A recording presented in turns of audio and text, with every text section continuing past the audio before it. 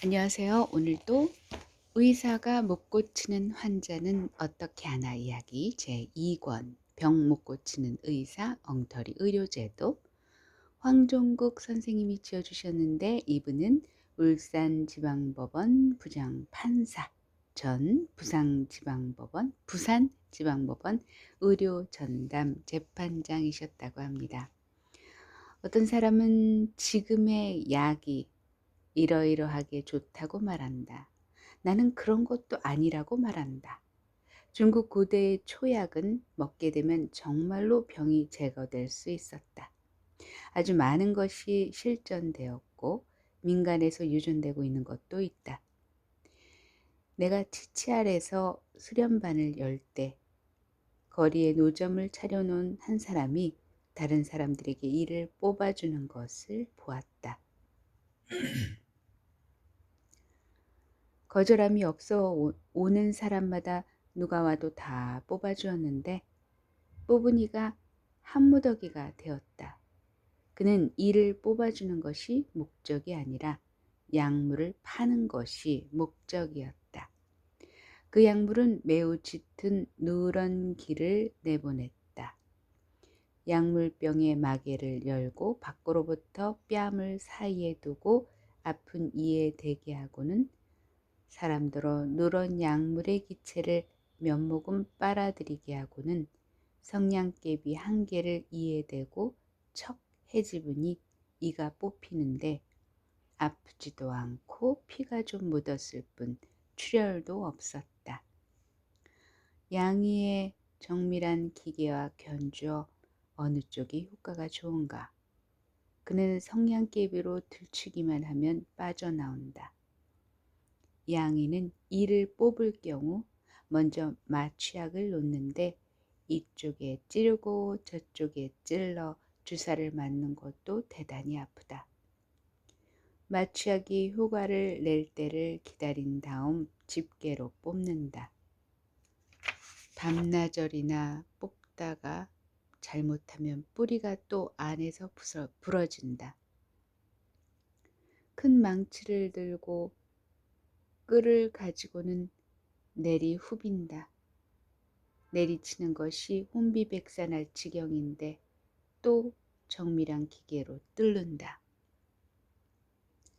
어떤 사람은 너무 아파 펄쩍 뛰면서 출혈도 적지 않아 한참 뱉어야 한다. 당신이 말해보라. 누구의 것이 좋은가? 누구의 것이 선진적인가? 우리는 표면의 도구만 볼 것이 아니라 그의 실제 효과를 보아야 한다. 중국 고대 한의는 꽤 발달한 것으로 지금의 양의는 수많은 해를 더 지나도 따라가지 못한다. 중국 고대 과학은 현대 서양 과학과 같지 않으며 그가 걷는 것은 다른 한 갈래의 길로서 다른 상태를 가져올 수 있다. 그러므로 현재의 인식 방법으로 중국 고대의 과학 기술을 인식해서는 안 된다. 중국 고대 과학은 인체, 생명, 우주를 견주고 직접 이것을 향해 연구하였기 때문에 서양 과학과 길이 다르다. 그때 공부하는 사람은 모두 가부좌를 강구하였다. 앉음의 자세를 강조하였고 피를 드는 데는 기를 운행하여 호흡함을 강조하였고 각 사업 부분은 다 마음을 깨끗이 하고 호흡을 조절함을 강조하였는데 온 사회는 모두 이러한 일종의 상태에 처해 있었다.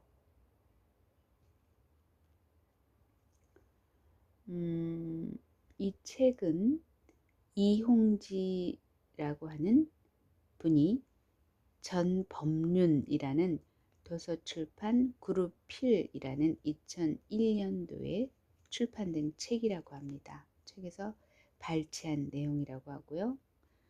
그리고 다음 이야기로 들어가려고 했는데 벌써 5분을 채우기 일보 직전 지금 5분입니다. 그래서 안타깝게도 다음 이야기는 또 내일로 미루기로 하겠습니다. 그러니까 지금 현재 우리가 맹신하고 있는 과학에 대해서 우리는 얼마만큼 그 과학을 좀 의심해 보라는 얘기로 들리기도 하고요. 그리고 무엇보다도 중요한 것은 옛 의학은 적어도